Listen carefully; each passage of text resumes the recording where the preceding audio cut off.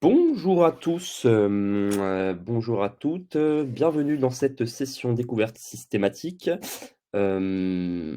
Alors session du 7 février, donc session découverte, qu'est-ce qu'on va avoir aujourd'hui? C'est, découvrir, pour ceux qui ne connaissent pas encore le pôle ou qui sont déjà adhérents au pôle et qui souhaitent, se mettre à jour sur, ce que fait Systématique, sur les différentes missions qu'on peut proposer au sein de Systématique. Et ben, c'est l'occasion, sur ces sessions découvertes, 3 par an, on est dans la première de l'année. Voilà, donc je vous souhaite la bienvenue. Je vais me présenter, je suis Kamel Merzouk, je suis coordinateur de la, thématique intelligence artificielle au sein de Systématique et également, chef de projet innovation, dans le cadre de projet FEDER, voilà. Hem, alors je vais vous présenter, Systématique du coup, de manière globale, voilà, je vous fais un peu l'ordre du jour, de vous présenter Systématique et ensuite, on va vraiment aller un peu plus dans le détail sur effectivement toute l'offre de services. Alors, même si on n'est pas une entité, on est une association, hein, de loi 1901, une association parapublique. Donc, on a des missions effectivement qui nous sont raccordées en termes de mission de service public et d'une autre part, des offres de services qu'on a élaborées, dans le besoin de nos membres. Donc, je vais déjà vous présenter la gouvernance, du pôle systématique, voilà, qui est présidée, depuis un certain nombre d'années, par, Jean-Luc Bella. Voilà, et vous allez avoir, des personnes notamment, du CEA comme Joël Patillon qui est trésorier, Philippe Duluc de Eviden qui est VP Deep Tech, Fadwa Sub qui va être plus en charge des investissements dans la gouvernance et Jean-François Vincent qui va être VP PME, voilà, qui va aller sur tous les sujets stratégiques liés aux PME de Systématique. Bien qu'on se base énormément sur les besoins par les opérationnels et qui sont dits par les PME. Donc, je vais vous expliquer un peu notre état d'esprit déjà chez Systématique. Voilà, on a un pôle de compétitivité, on existe depuis 20 ans. Aujourd'hui, il y a 54 pôles en France. Peut-être certains que vous connaissez en région Île-de-France, si vous êtes en région Île-de-France. Peut-être d'autres que vous connaissez par filière. Voilà. Donc, on existe depuis 20 ans et effectivement, Systématique s'est spécialisé très rapidement dans les systèmes complexes à l'époque, puis est devenu le pôle européen des deep tech, donc avec une ligne très deep tech. J'aurai le temps d'en revenir sur les technologies, mais voilà, on va peut-être parler plus de l'ADN du pôle et des pôles de compétitivité en général. Effectivement, les pôles de compétitivité, ils ont pour vocation à aller projeter et faire croître l'écosystème des acteurs innovants dans des enjeux de transformation.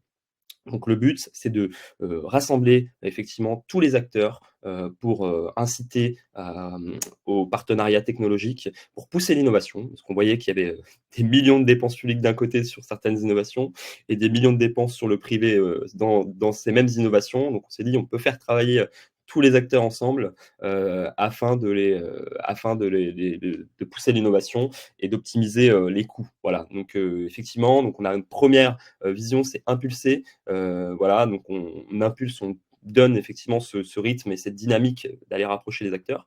Ensuite, les fédérer ensemble. Ensuite, on va rentrer un peu plus dans nos missions qui sont quand même de coordonner tous ces acteurs, voilà, de bien gérer les relations, d'identifier chaque acteur où est à sa place. Effectivement, sur des projets innovants, c'est assez complexe et lourd. Ensuite, on est là pour porter et mettre en visibilité les appels à projets d'un côté, mais de l'autre côté, de porter les projets d'innovation et de mettre en visibilité les nouvelles innovations des acteurs sur les projets. Et ça va avec Crayonné, hein, en définitif, voilà, sur les après-projets ou les suivis de projets. Voilà. Donc on a vraiment une vision un peu prospective. C'est vrai que j'ai pas parlé de se projeter, mais le but, c'est d'anticiper avec les experts qu'on a au sein du pôle, les innovations de demain, les thématiques qui pourraient être sur le marché. Voilà, et ensuite on fédère les acteurs, on les fait travailler ensemble pour imaginer un peu notre avenir technologique en France et en Europe. Et voilà, donc c'est l'ADN de tous les pôles, que ça soit sectoriel ou les pôles un peu plus généralisés comme nous en Île-de-France. Voilà, on a vraiment cette vision d'avenir et nous dans un esprit deep tech. Voilà, je vous montre un peu la structuration de Systématique à date de 2024, en tout cas, parce que c'est la dernière update qu'on avait. Voilà, c'est plus de 900 membres Systématique, dont une belle appétence sur les startups PME. Effectivement, 550 membres environ, hein, on n'est pas tout à fait au chiffre près, mais une belle moitié, en tout cas, des membres de Systématique sont des startups PME ETI et associations. Donc, on a une belle appétence là-dessus. Ensuite, on va avoir 140 grands groupes et établissements de grands groupes. Voilà, parce que ça nous arrive, effectivement, sur des projets d'innovation, de travailler avec les business units de grands groupes ou des entités assez spécifiques. Je vais pas vous faire le détail, mais j'imagine que vous avez quelques noms en tête, en tout cas pour vous imaginer les différentes divisions et filiales qu'il peut y avoir pour des grands groupes. Effectivement, on travaille avec les grands groupes et ses filiales, c'est évident. Ensuite, on a les organismes de recherche. Finalement, c'était notre mission principale en tant que pôle de compétitivité. Et le but, c'est de rapprocher les acteurs publics et les acteurs de la recherche vers la recherche privée. Et du coup, il était évident de pouvoir se reposer sur ces établissements de recherche, ces académiques, labos, pour avoir l'expertise, parce que c'est quand même leur expertise.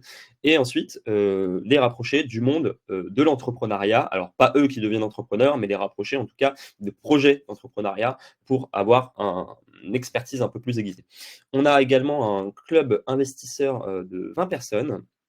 Alors, enfin 20 personnes, 20 investisseurs. Alors ça, c'est dans le cadre du High France, donc un accompagnement au financement privé, qui est proposé par nous, mais aussi par 22 autres pôles de compétitivité. J'aurai le temps d'y revenir après. Et puis des partenaires institutionnels et collectivités, effectivement. Historiquement, la région Île-de-France Systématique a quand même, un grand ensemble de communautés d'agglomération qui font partie des membres, avec qui on propose des actions, forcément, soit d'attractivité économique, dans un sens, mais aussi de l'autre, effectivement, de mettre en valeur les technologies et de proposer à ces collectivités ou communautés d'agglomération d'être, pourquoi pas, un peu ville du futur, ville expérimentale sur certains projets de R&D. Voilà, donc c'est très important de pouvoir inclure ces acteurs publics dans le cadre des développements et des innovations des sociétés. En chiffres, qu'est-ce que ça donne? C'est 3,8 milliards de R&D en fin 2023. D'ailleurs, j'ai dit fin 2024, c'est fin 2023 les chiffres. 832 projets d'innovation financés fin 2023, donc on est assez balèze, et plus de 200 experts au sein du pôle systématique en fonction des lignes technologiques. Voilà, je vous fais un petit balayage des membres de Systématique. Il y a forcément des noms qui vous parlent, notamment dans le quantique, parce qu'on a une grosse présence au niveau quantique. Encore une fois, je reviendrai sur les lignes technologiques. Voilà, on a du Candela, Alice Bob, Cyper, Pascal, Maria, qui est devenu champion l'année dernière donc, du pôle, voilà, avec une technologie de mini réacteur nucléaire. Euh, on aura des noms comme Spotlight, voilà, qui est une boîte qui fait de l'IA notamment et qui cherche des aspects de décarbonation avec l'IA. Voilà, donc on est assez au sens large quand même. Parce que si je prends H3 Dynamics, effectivement, on est plus sur du drone. Voilà, donc on a effectivement plein de technologies différentes sur plein de secteurs différents, ce qui fait qu'on s'est très vite généralisé au final au sein de Systématique. Et du coup, voilà, on a effectivement des collaborations avec des grands groupes assez transverses en définitive. Alors il y a aussi des secteurs, hein, on prend MBDA, c'est un secteur assez précis, mais des grands groupes où il y a des sujets un peu plus larges, comme Total Energy, comme Orange, voilà, où on essaye, ou IBM, d'aller taper un peu plus large dans le software. Voilà, donc on a ces bonnes relations, on arrive à travailler sur des multi-activités et multi-technologies avec ces grands groupes. Et les partenaires académiques, bon là, on a quand même, je pense, un très gros vivier de partenaires académiques, étant donné que effectivement, en fait, on est très lié au CEA, étant historiquement dans leurs locaux et on est aussi très bien avec les RT systémiques parce qu'on est dans les mêmes locaux. Mais voilà, vous avez vu, tous les académiques globalement sont là, voilà, parce qu'on les aide notamment dans le cadre des PUI. Il faut mettre aussi en avant les projets de recherche universitaires. C'est très important de rapprocher aussi les étudiants vers l'entrepreneuriat. Donc on essaye de participer un maximum du cursus d'études jusqu'à l'entrepreneuriat et également de mettre en avant les professeurs-chercheurs qui sont dans ces écoles, voilà, et montrer un peu leur rayonnement au niveau national et montrer un peu l'excellence française en termes d'innovation. Voilà, donc on a aussi des partenaires, donc comme je vous disais, 54 pôles en France. Des pôles franciliens que vous connaissez probablement, donc le pôle Aztec est plus dédié pour le coup à l'aéronautique, voilà, ou plus la maintenance aéronautique. Cap Digital qui va être effectivement sur des aspects un peu comme nous finalement de lignes numériques en tout cas, mais c'est un peu au sens large, donc il y a plus de la tech aussi chez Cap Digital. Voilà, ils ont un bon vivier effectivement d'acteurs également. Finance Innovation qui est spécialisé, je vous laisse imaginer au pif dans la finance, tout ce qui est sujet de fintech. Médicine pour tout ce qui est médecine curative, voilà, technologie du numérique et les innovations liées à la médecine curative. Je dis numérique, mais pas que, mais c'est au sens large. Effectivement, aujourd'hui, il y a quand même beaucoup d'impact sur le numérique. Et Nextmove, qui va être spécialisé dans les mobilités. Voilà. Donc, on a ces différents pôles en Ile-de-France, avec qui on arrive à travailler effectivement de pair quand on a besoin de certaines expertises assez précises.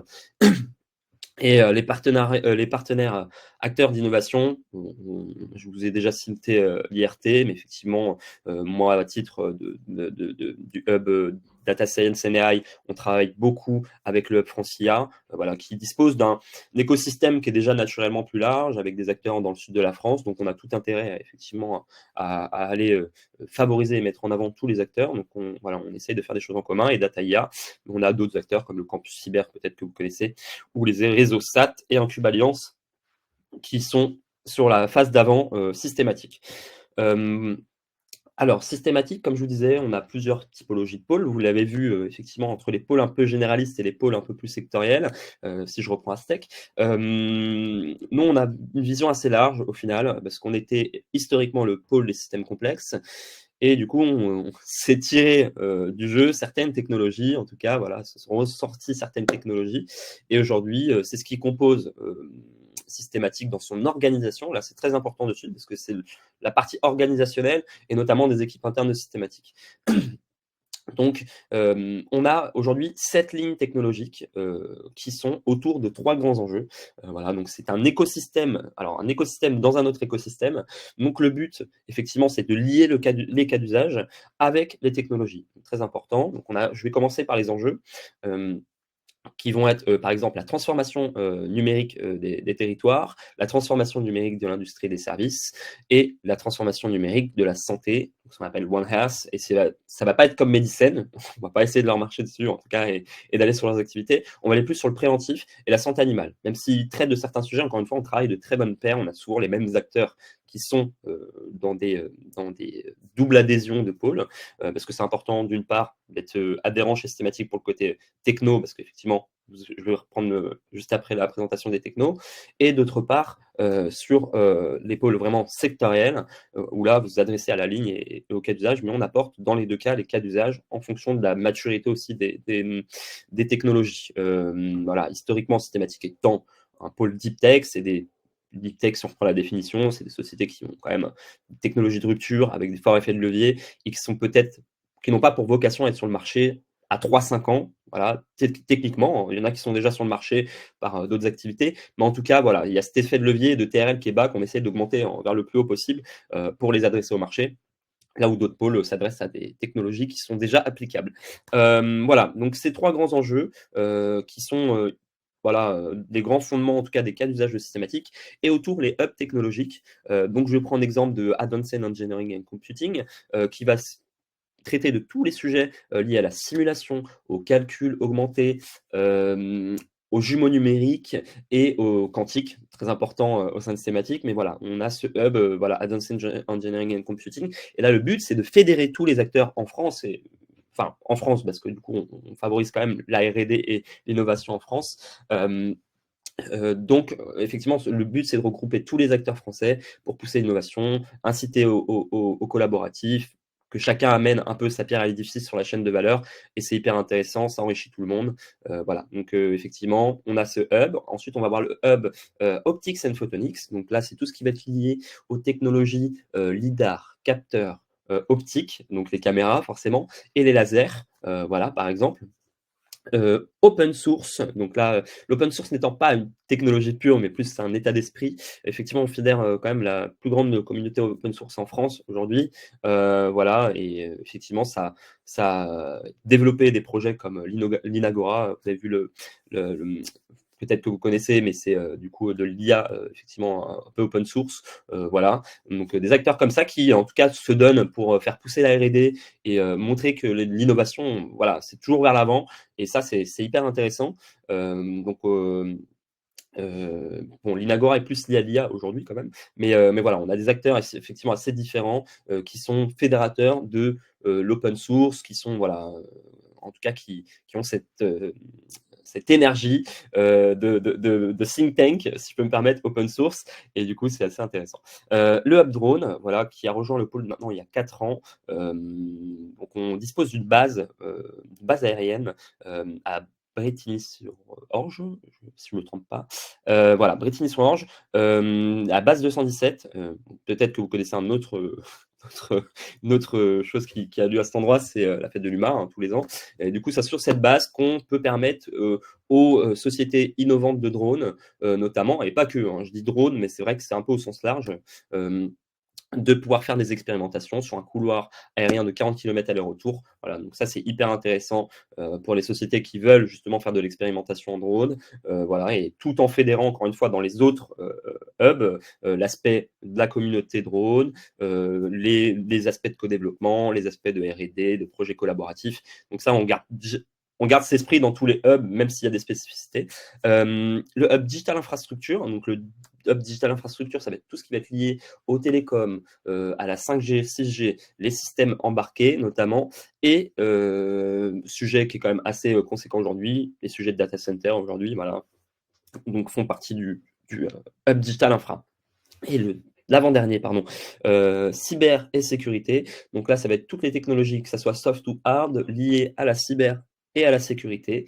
Voilà, donc on viendra sur les financeurs, mais effectivement, Systématique a une organisation un peu spéciale, sous tutelle de la DGA, effectivement, où on a ces 60% de sociétés qui sont des technologies duales, donc forcément, on a tous ces aspects de cyber et de sécurité, donc on est au sens large.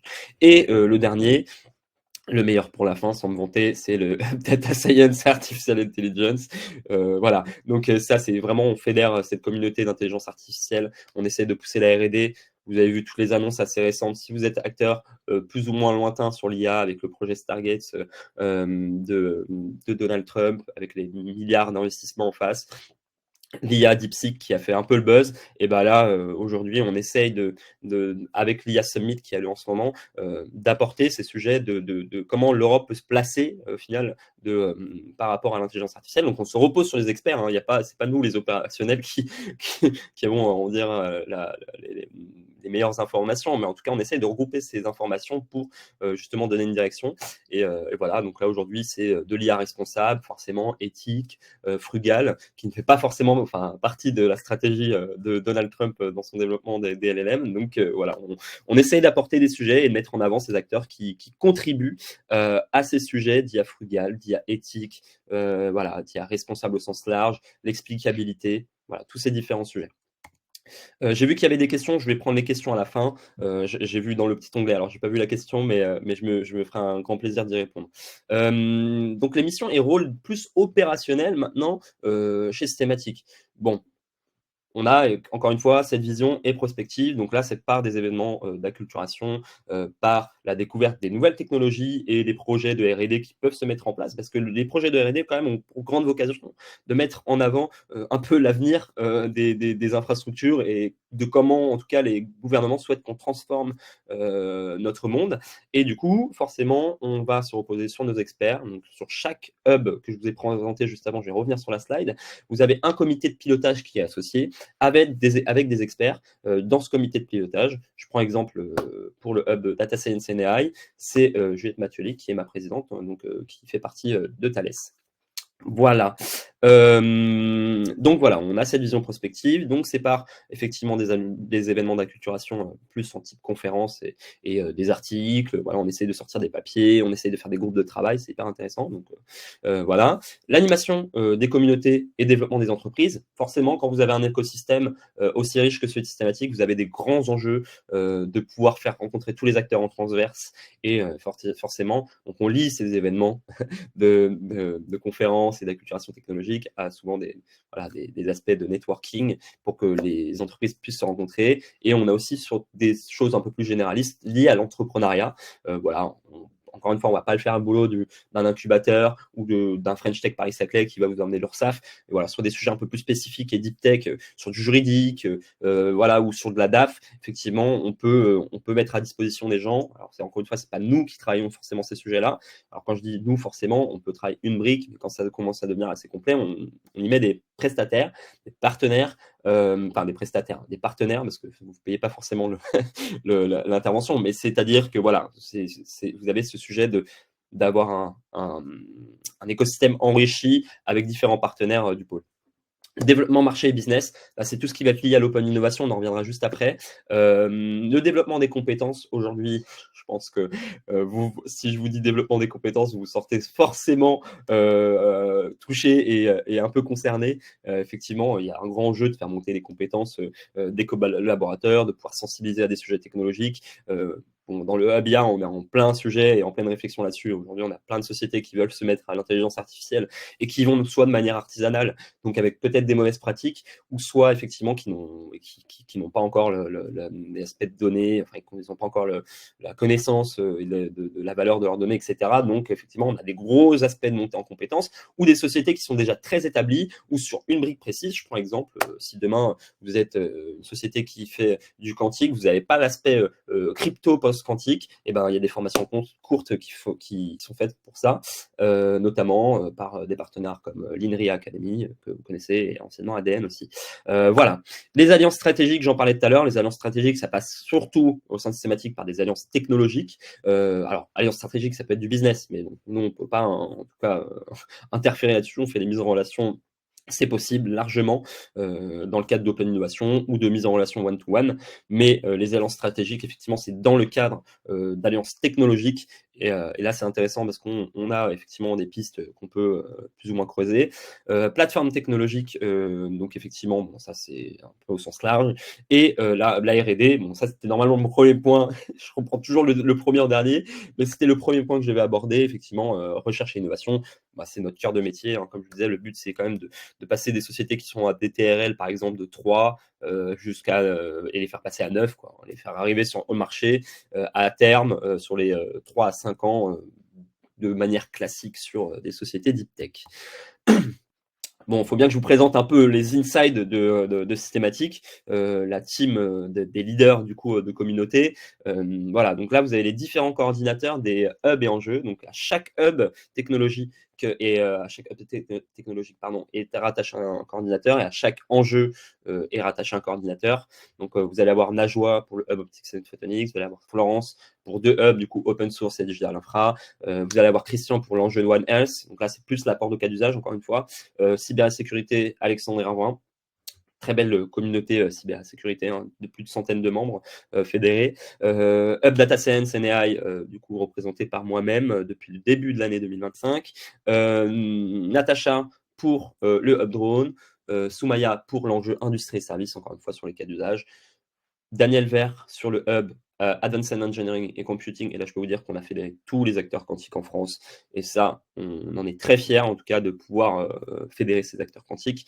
Et dernière personne, Bastien, sur l'enjeu territoire, encore une fois sur l'apport de cas d'usage, donc territoire au sens large. Je vais peut-être repréciser parce que en fait, c'est vrai que l'enjeu, enfin, territoire, c'est pas très explicite, mais voilà, tout ce qui va être dans des enjeux de décarbonation, de smart city, voilà, de smart building, ça, c'est des enjeux de territoire, de comment imaginer la ville du futur. C'est là-bas que ça se passe, sur des sujets technologiques, même pour l'infrastructure des bâtiments du futur, c'est là-bas que ça se passe, en tout cas sur les cas d'usage.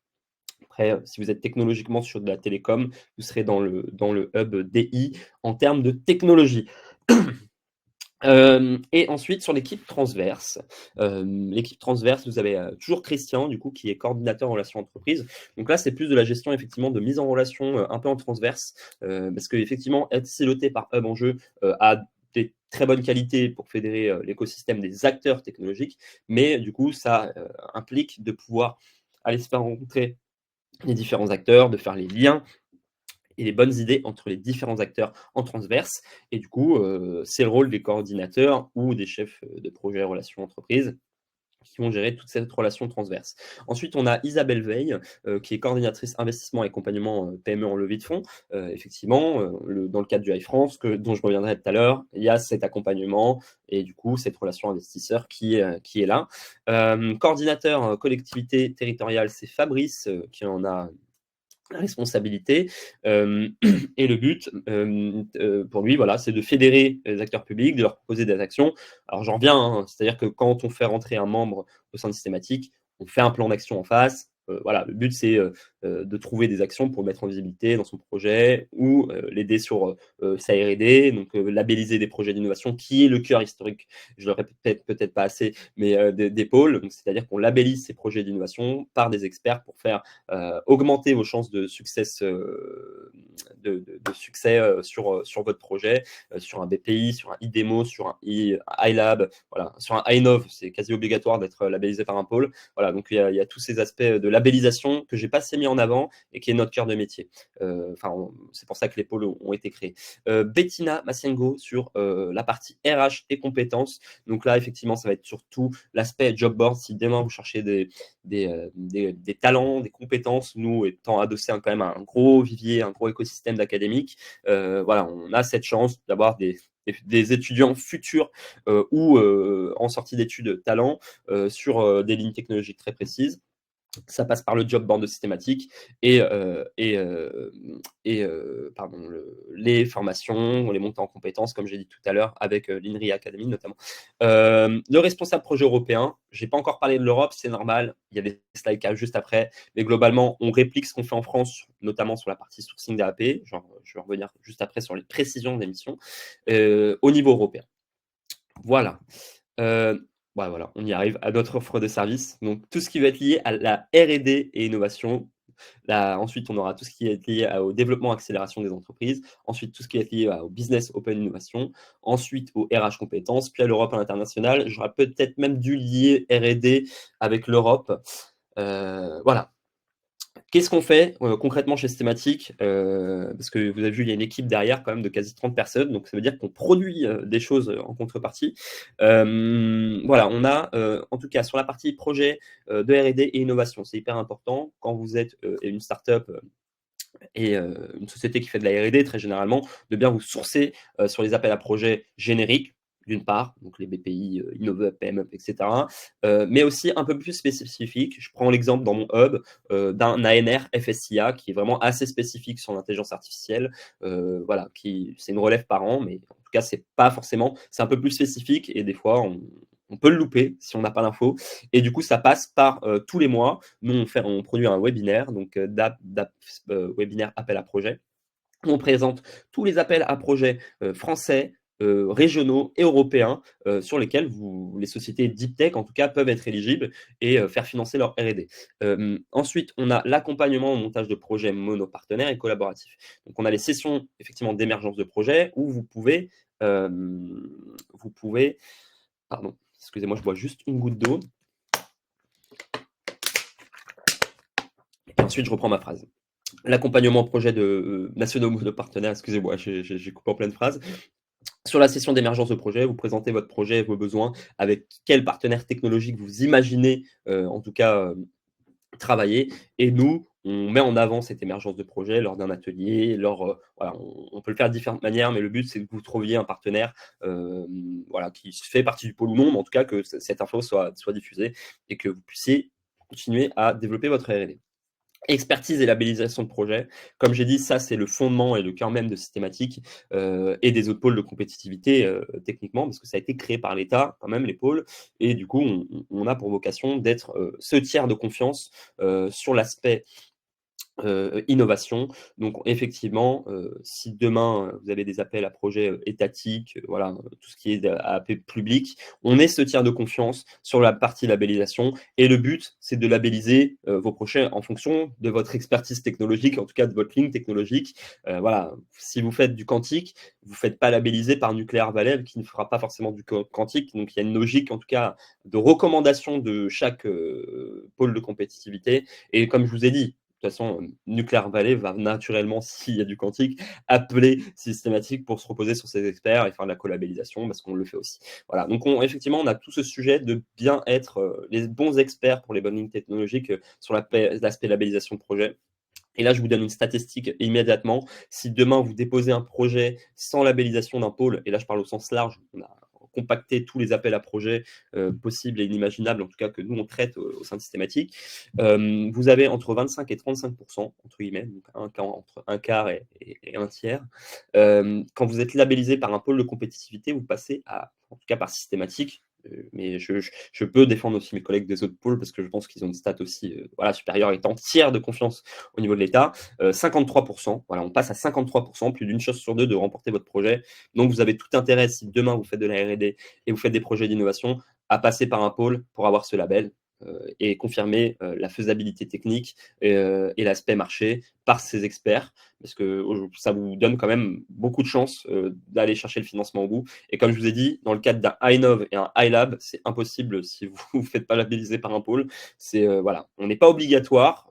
Faut quand même le préciser qu'on n'est pas obligatoire, mais on commence à devenir indispensable en tout cas, et qu'il y a une vraie valeur sur ces labels au niveau étatique. Veille technologique. Donc ça passe effectivement par des conférences, mais ça passe globalement par des mises en relation, même dans l'écosystème. Voilà, le but, c'est effectivement de faire de la veille technologique, de vous informer sur ce qui se passe sur votre marché, ou peut-être de vous rapprocher d'acteurs qui font des sujets qui sont un peu connexes. Aujourd'hui, on a des grands aspects d'enjeux de cyber et d'IA, sécurisation de l'intelligence artificielle. C'est un groupe de travail qu'on vient de démarrer au sein du Hub IA. Et le but, effectivement, là, c'est d'aller faire de la veille technologique et de trouver les partenariats possibles en fait entre les acteurs de la cyber et de l'IA. Session d'échange sur les problématiques technologiques. Comme je vous disais, IA de confiance. Je suis désolé, je reprends l'exemple de l'IA, mais IA de confiance. Voilà, sur le quantique, on peut avoir des sujets de techno-habilitantes. Donc, en fait, vous avez les technologies du quantique, mais il y a toutes les technologies qui vont tourner autour de l'ordinateur quantique, auxquelles on ne pense pas forcément aujourd'hui, mais c'est important d'y penser à l'avenir. C'est-à-dire que vous avez le QPU qui sera peut-être là d'ici 10 ans, mais le but, c'est quand même de pouvoir utiliser ce QPU. Donc, il y a les applications qui sont liées à l'ordinateur quantique, il y a la sécurisation de l'ordinateur quantique, et du coup, voilà, on essaye d'émerger les futurs projets des projets actuels. Voilà, un peu en ce sens-là, dans cette spécialité un peu deep tech et systématique. Les hubs enjeux day, qui sont des rendez-vous annuels. Donc, chaque hub et enjeu ont un hub day. Nous, ça sera sur l'IA responsable au PIF cette année et ça aura lieu fin juin. Donc, si vous faites partie du pôle ou si vous souhaitez nous rejoindre, vous serez les bienvenus à cet événement avec grand plaisir. C'est très important comme sujet au vu de la direction qu'on prend en IA. Voilà, donc sur la partie R&D, donc globalement, ce qu'on a là, ça va être un peu pareil en Europe, mais on va revenir. À la fin à la dernière slide. Voilà, développement accélération, c'est vraiment un programme qui est dédié aux CEO, enfin aux CEO plus, enfin équipe dirigeante, mais en version plus opérationnelle. Mais c'est vrai qu'on dit CEO parce qu'on s'adresse quand même à beaucoup de startups. Et du coup, le but, moi j'y ai travaillé pendant 2 ans hein, dans mes premières missions de chef de projet développement des PME, notamment avec Isabelle Veil que vous avez vu tout à l'heure sur l'aspect des financements, mais aussi l'open innovation pour les mises en relation. Et du coup, le but pour nous, c'est de challenger un peu le projet entrepreneurial avec nos experts qui sont là plus dans le cadre de secteur et pas de techno. Voilà, Isabelle Veil dans l'accompagnement iFrance, je vais en parler tout de suite parce que du coup, ça a tout son sens. Isabelle Veil, 20 ans de VC derrière elle, elle connaît quand même beaucoup de business angels et de VC de la place parisienne. Et voilà, le but, c'est via son expertise, via son expérience, de pouvoir proposer un accompagnement pour aller challenger un peu la stratégie d'entreprise, le pitch deck, voilà, d'envoyer les bons signaux aux investisseurs. Et le but, c'est de vous labelliser. Donc, on passe encore par un label, mais qui, lui, va vous donner quand même cette véracité, c'est pour savoir si vous êtes prêt à lever ou pas. Parce qu'il y a des startups, il faut être très honnête, hein, ils ne sont pas forcément prêts à lever, parce ils ont des compétences techniques très hautes et peut-être pas ces compétences plus d'entrepreneuriat et de marketing autour du projet entrepreneurial. Et du coup, nous, on est là pour ça. Moi, ça a été le fondement de mes études pendant des années dans mon master entrepreneuriat et management de l'innovation. Donc, effectivement, on a cet ADN d'aller chercher un peu plus sur l'aspect business, le projet, et de le challenger aussi sur sa faisabilité marché, aussi sur les acteurs qui visent, aussi sur sa roadmap, aussi sur son côté international. Voilà, donc on essaye de challenger tous ces projets entrepreneuriaux et le but, c'est qu'à la fin, quand il y a ce label, on peut leur donner accès à un certain panel d'investisseurs, voilà, et leur montrer qu'ils sont prêts à lever des fonds en dehors de ça et qu'ils voilà, ils peuvent y aller, ils peuvent aller voir d'autres investisseurs s'ils le souhaitent. Voilà, le but, c'est de préparer ce timing. Donc, je l'ai dit, bon, c'est les premières lignes. Voilà, on challenge aussi les ambitions de croissance par rapport à des marchés effectivement les partnerships, etc. Ensuite, ce que je disais, on passait par un club des prestataires. J'aime pas trop dire prestataire parce que ça a l'impression que ça va vous faire payer, mais pas forcément. Voilà, on a soit des remises qui sont faites par certains clubs des prestats ou des prestats qui interviennent une fois par an pour expliquer un peu leurs activités, mais vous avez déjà des premières informations qui vous permettent d'aller effectivement, en tout cas, comment dire, d'aller gratter un peu plus loin derrière. Voilà, on a de la propriété intellectuelle très important dans le cadre de technologie, juridique, stratégie, effectivement, l'aspect financement, la DAF, ça on sait que c'est une vraie problématique de start-up, donc on a développé, et le développement à l'international, voilà, donc avec des salons internationaux. Moi, je travaille beaucoup avec International Boost, peut-être que vous connaissez ou pas, mais qui travaille notamment les salons du CES et du GITEX, GITEX qui est en train d'exploser notamment. Voilà, ils ont 7 salons par an, un peu partout dans le monde. Le prochain ayant lieu à Berlin, en Europe. GITEX, très qualitatif en tout cas en termes de salon. J'ai fait la version de Dubaï, franchement, c'est assez impressionnant. Voilà. Et la dernière chose, c'est le label champion, effectivement, qui valorise les membres. Et là, c'est sur des aspects, effectivement, beaucoup de mise en visibilité par rapport à l'écosystème, mais aussi nos partenaires, partenaires financiers, donc nos financeurs comme HSBC, comme d'autres acteurs qui, là, facilitent encore des réseaux de réseaux pour vous mettre en relation avec les bonnes personnes pour contribuer à votre développement. Voilà. Donc, troisième aspect, business open innovation. Donc, ça aussi, je connais un peu parce que ça a été mon cœur de métier pendant quelques années, en tout cas mes premières années chez Systematic. Voilà, le but, c'est de mettre les cas d'usage des donneurs d'ordre face aux sociétés, parce que c'est très important de partir du cas d'usage vers la technologie. C'est vrai que c'est très compliqué de partir de la technologie vers le cas d'usage. En tout cas, dire j'ai fait une technologie, mais je ne sais pas à quel marché je vais m'adresser, fait moins pertinent, mais c'est possible. Je ne veux pas dire que c'est impossible, c'est déjà arrivé à plusieurs reprises, mais c'est quand même plus favorisant de partir du cas d'usage. Et nous, ça nous permet de faire contribuer notamment des grands groupes comme Orange qui nous sortent des challenges tous les ans, voilà, sur des aspects de mise en relation assez spécifiques. Mise en relation avec des fournisseurs de solutions. Ça, je peux en parler dans le cadre, effectivement, soit de demandes d'entités qui seraient acheteuses de solutions et qui recherchent des technologies. Je dis acheteuses, peut-être que je m'avance un peu. En tout cas, qui seraient intéressées pour être mis en relation avec certaines technologies qui pourraient répondre à leurs problématiques directement one-to-one. Et deuxième partie, ça passe dans le cadre de projets de transformation numérique. Moi, j'ai un projet où j'accompagne des entreprises adaptées. Donc, les entreprises adaptées sont des entreprises qui embauchent à minima 55% de personnes en situation de handicap physique ou mental. Et du coup, le but, il y a des optimisations à faire dans l'organisation et c'est très important d'inclure du numérique dans certains processus pour rassurer, pour faciliter en tout cas la vie de ses collaborateurs. Et du coup, nous, on propose des solutions technologiques. Donc, vous avez vu, on essaie effectivement d'aller tirer de manière très neutre et très pragmatique les meilleures solutions à proposer à des cas concrets, en fait, en définitive, qui peuvent être applicables sur le marché. Rencontre territoire, effectivement, là, on a des sessions, alors je crois que c'est 4 fois par an, mais vous pourrez revérifier, je vous ferai la slide avec Fabrice si vous n'avez pas eu le mail de Fabrice Baron, ou peut-être que la communication pourrait le mettre éventuellement. Mais en gros, voilà, pour faire rapide, c'est effectivement des rendez-vous 4 fois dans l'année avec nos collectivités partenaires. Et le but, c'est de mettre en avant le territoire lors de l'événement et de mettre en avant les sociétés par rapport au territoire. Comme je vous ai dit, on a un grand intérêt à ce que les territoires soient territoires d'expérimentation, c'est très important. Et le but, c'est de mettre aussi en avant le territoire en disant, on contribue à la vie des startups franciliennes, parce que nous, on est quand même très au niveau francilien, c'est-à-dire qu'on a quelques territoires un peu hauts comme la Dîme, du coup, avec Mayotte, mais on est quand même très basé sur l'île de France. Et voilà, le but, c'est un peu un double effet et pour le territoire et pour les startups. Et on en est très content globalement, les territoires en sont très contents. Les programmes spécifiques d'accompagnement à la transformation numérique, je ne vous le redis pas, mais du coup, vous l'avez en mille du coup, dans ce que je parlais avant. L'accompagnement sur des salons internationaux en partenariat avec Business France. Donc, effectivement, globalement, on met en avant les offres de Business France sur les salons internationaux. Mais on fait aussi, nous, on essaie d'apporter cette valeur ajoutée, de pouvoir faire des délégations de rencontres avec les grands groupes qui seraient membres du pôle et qui seraient présents à ces salons-là. Et le but, c'est de vous faire rencontrer différents interlocuteurs sur ce genre de salon. Ensuite, on a tout ce qui va être les challenges époques. Comme je vous l'ai dit, on l'a en mille aussi. Orange, tous les ans, nous fait ces challenges, voilà, où ils souhaitent faire du sourcing de cette manière-là. Donc, globalement, sur des aspects de sourcing, ça passe souvent par les challenges dans les grands groupes. Bon, là, je vais peut-être. Alors, je peux rentrer dans le détail, mais bon, très clairement, on peut aussi voir l'approche effectivement qu'on a sur les innovations, sur la partie innovation des grands groupes, effectivement, parce que du coup, je l'ai un peu dit, le but pour nous, c'est l'approche méthodologique qu'on a, effectivement, avec la définition des besoins avec le donneur d'ordre.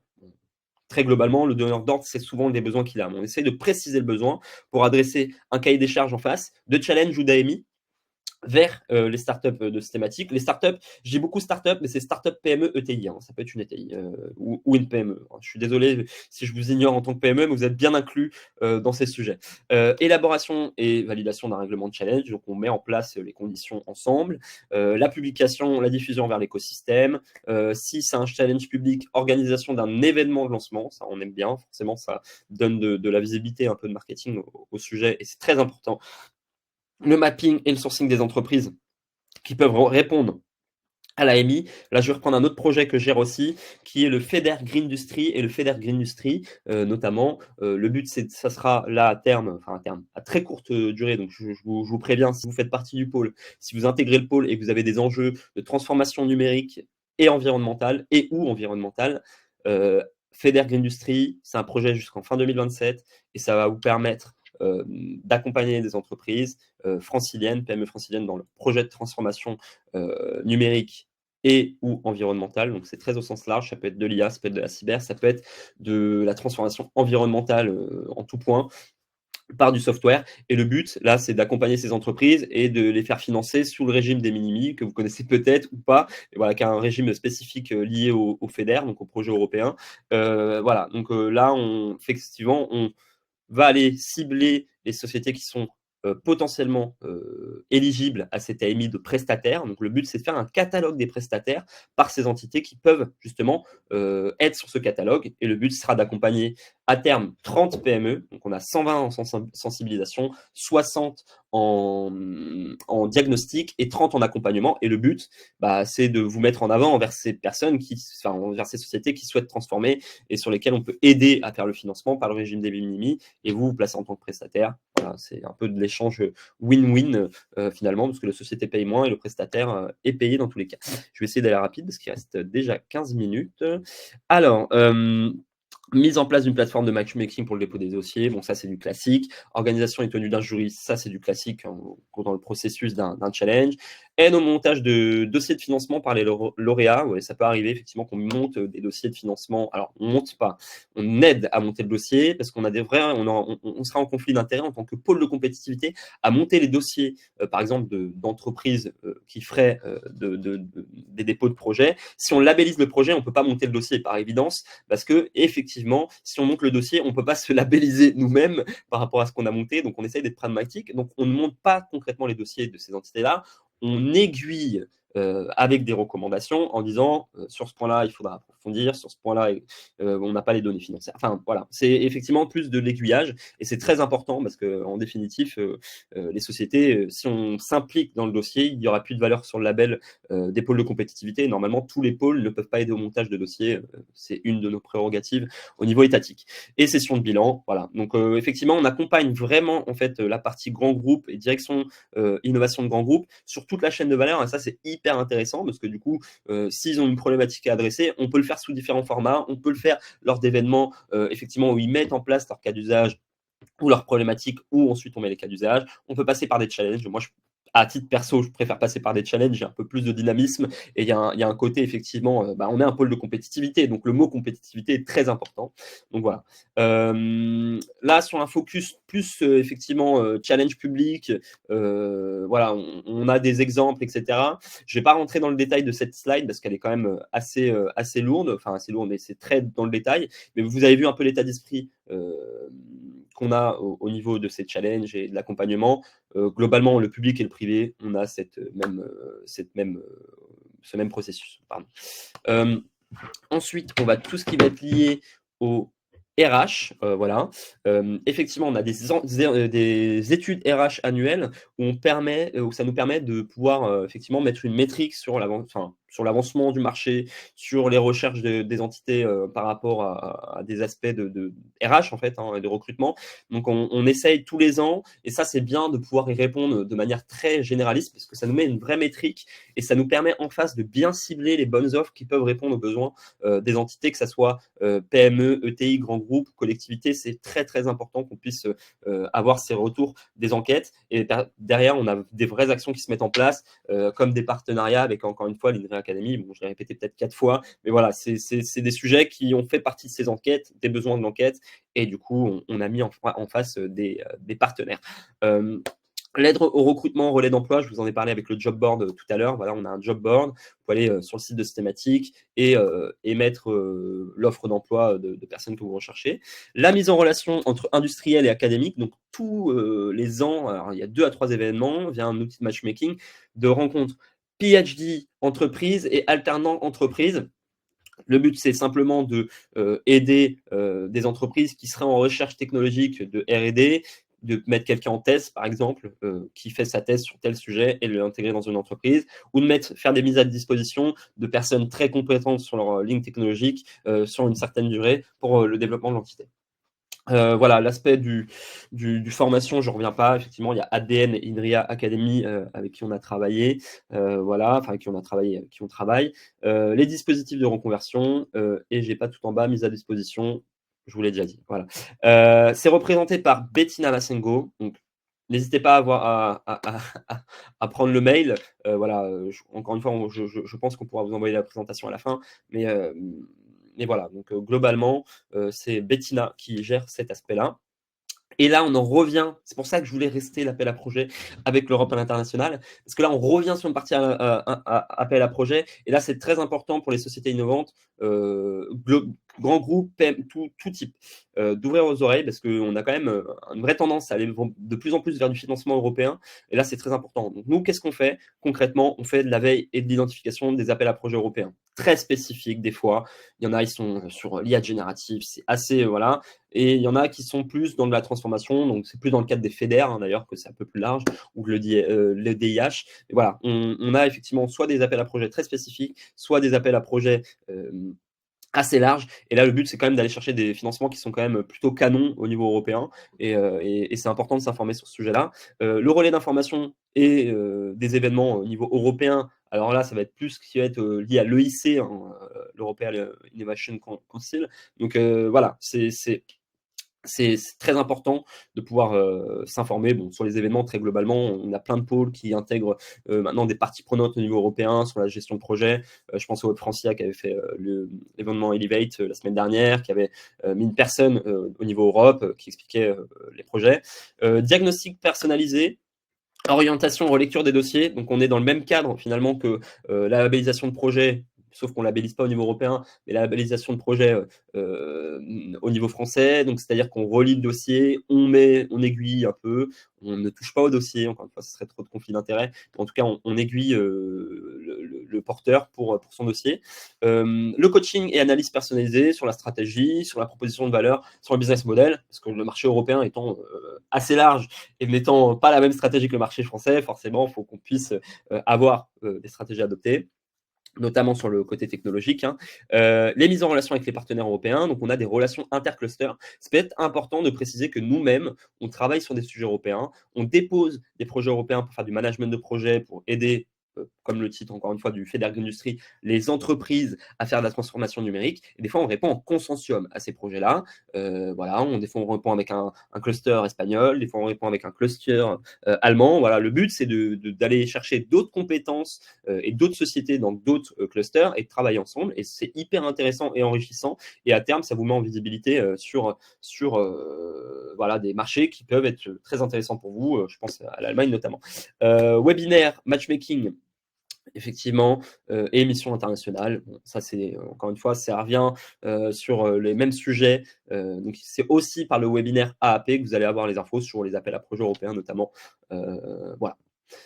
Représenté par 2 personnes qui sont Alain et Léo. Voilà, donc n'hésitez pas à les contacter. Pareil, vous avez le mail, donc europe@systématique-paris-région.org. Voilà, donc c'est eux qui sont en charge. Bon, on va passer sur le côté un peu événements, les événements à venir. Voilà, donc on a quand même une animation des communautés. Le prochain webinaire appel à projet aura lieu la semaine prochaine. En définitif, le 13 février, comme je vous l'ai dit, tous les mois, toute l'année, ça aura lieu, à part au mois d'août, forcément, étant une période un peu plus longue de vacances. Voilà. Et les 2 prochains événements, c'est très cyber, hein, ce qu'on vous a ciblé. C'est très lié à la cybersécurité. Mais voilà, le workshop interdisciplinaire sur la sécurité globale, voilà, là où on est co-organisateur, en définitif. Il n'y a pas notre nom affiché, mais voilà, c'est globalement un événement étatique par l'ANR, par France 2030, des entités avec qui on travaille notamment. Et le 13 mars, pardon, cybersécurité Zero Trust, effectivement, avec de l'émergence de projets et outils et propositions de projets. Il y a un événement, je vous le dis à l'oral comme ça, essayez de le garder en tête. Peut-être que Laetitia va pouvoir nous mettre gentiment sur le chat l'onglet événements systématiques. En tout cas, je vois des messages défiler, donc je pense qu'elle parle un peu sur le chat. Et le but, voilà, c'est d'aller voir régulièrement ce qui s'y passe, etc. Moi, je vous parle d'un événement où on va communiquer techniquement à partir d'aujourd'hui, qui sera le club des SAI spécialisé en IA générative, qui aura lieu le 7 mars après-midi à Nano Innov, donc sur le plateau de Saclay. Donc, encore une fois, si vous êtes membre, vous êtes largement conviés. Si vous ne l'êtes pas, je suis là pour approfondir les propos avec vous et de vous convaincre de rejoindre cette équipe et cette communauté de systématique. Alors, la parole est à vous. Donc, je vais passer aux questions. J'ai vu qu'il y avait 4 questions dans le chat. Alors, je vais prendre d'abord l'onglet questions. Et s'il y a des questions dans le chat, j'irai les chercher aussi. Alors, on avait y a-t-il également un accompagnement pour les phases de référencement? Alors, quand on dit phase de référencement, j'aimerais que, Hicham, ça soit un peu plus précis. Du coup, le terme référencement, il est lié à quoi? Y a-t-il une mise en relation avec des acheteurs de grands groupes? C'est une stratégie qu'on a effectivement. Alors, on est plus en relation avec les directeurs Open Innovation des grands groupes, parce qu'en définitive, comme je vous disais, les technologies, des fois, elles ont des TRL qui sont très bas, donc elles ne sont pas dans le cadre de vendre des solutions, mais ça arrive, hein. Encore une fois, on peut mettre des TRL assez hauts avec des directions Open Innovation.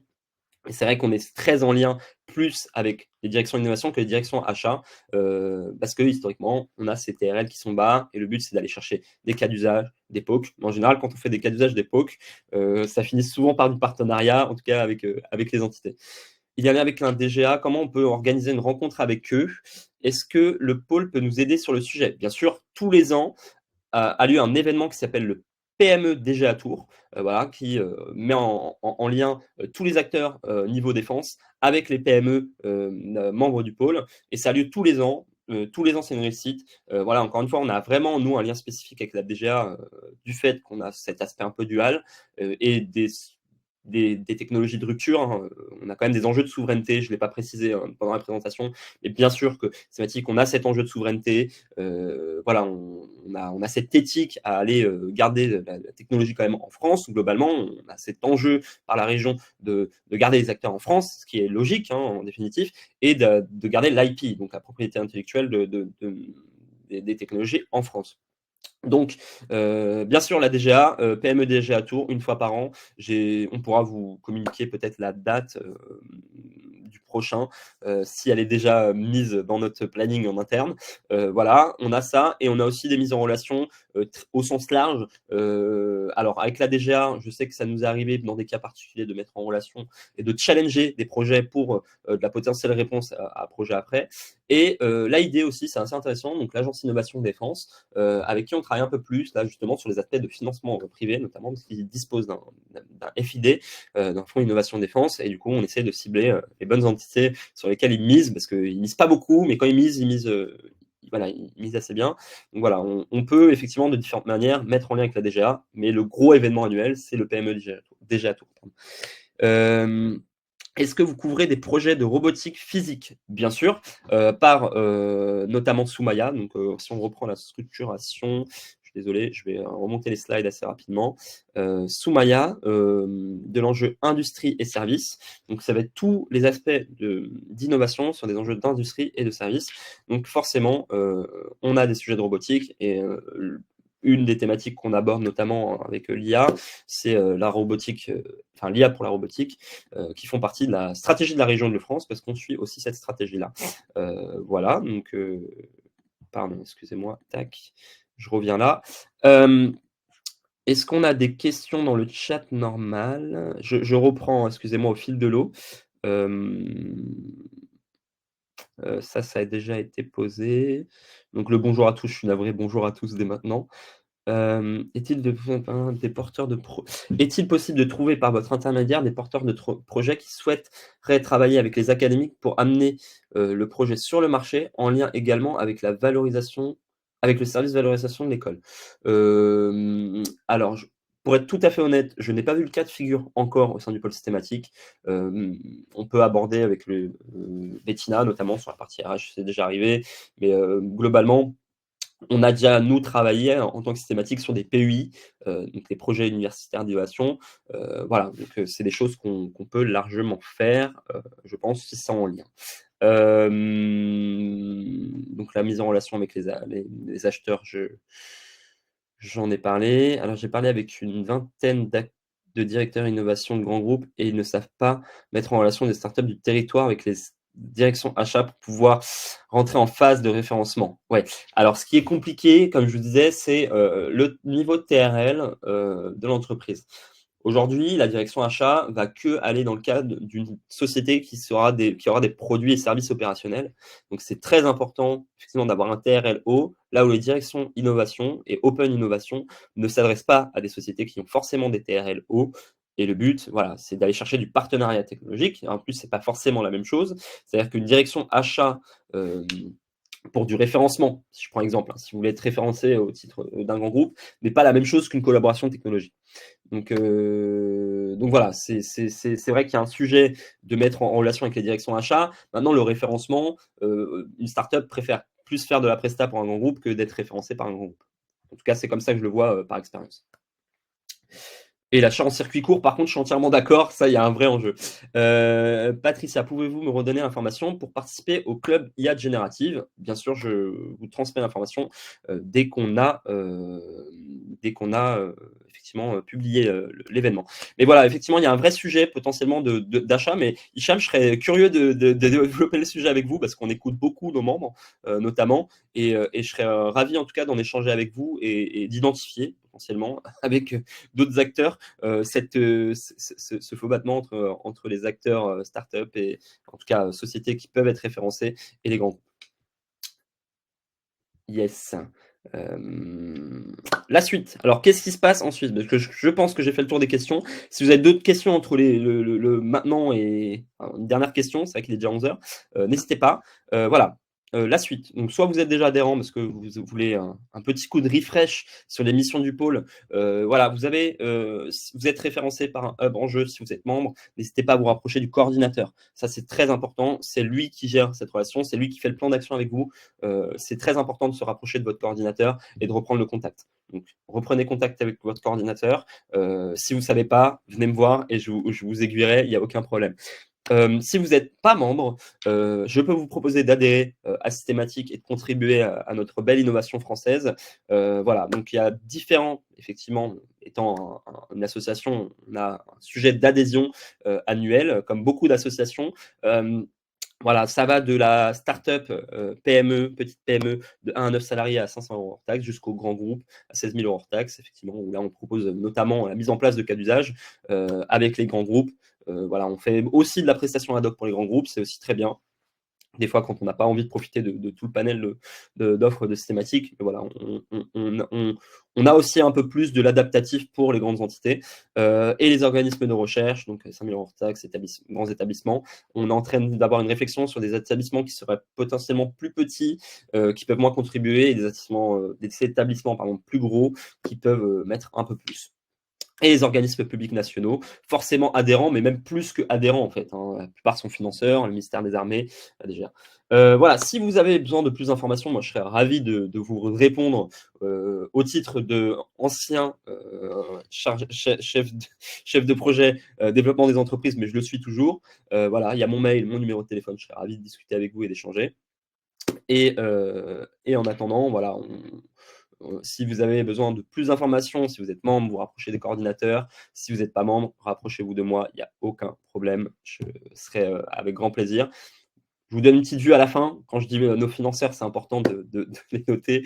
Donc l'Union européenne, le ministère de l'économie et des finances, la DGE, parce que la DGE gère tous les pôles, DGA, l'AID, la région de France, je prends la question, Choose Paris Region, gouvernement. Je ne vous fais pas toute la liste, mais voilà, vous avez un peu un grand champ des acteurs publics avec qui on travaille et de nos financeurs, HSBC, Banque Populaire, Systemix. Voilà. Et dernière question, ce sont des cotisations annuelles, pardon, effectivement, c'est à l'année, hein, c'est pas au mois, je vous rassure, pour une startup 6 000 € hors taxe par an, ça ferait beaucoup, donc effectivement, c'est à l'année, et voilà, donc il n'y a pas de reconduction tacite, c'est-à-dire que le but, c'est de vous faire réadhérer tous les ans, bien entendu, et de trouver des actions tous les ans pour vous développer, mais effectivement, c'est une adhésion annuelle. Merci Bertrand pour cette précision. Eh bien, écoutez, j'ai plus qu'à vous dire très bonne journée, bon week-end, bonne fin de vendredi. Et je vous remercie de m'avoir écouté. Si vous avez des questions, n'hésitez pas à me contacter. Merci à vous, très bonne journée.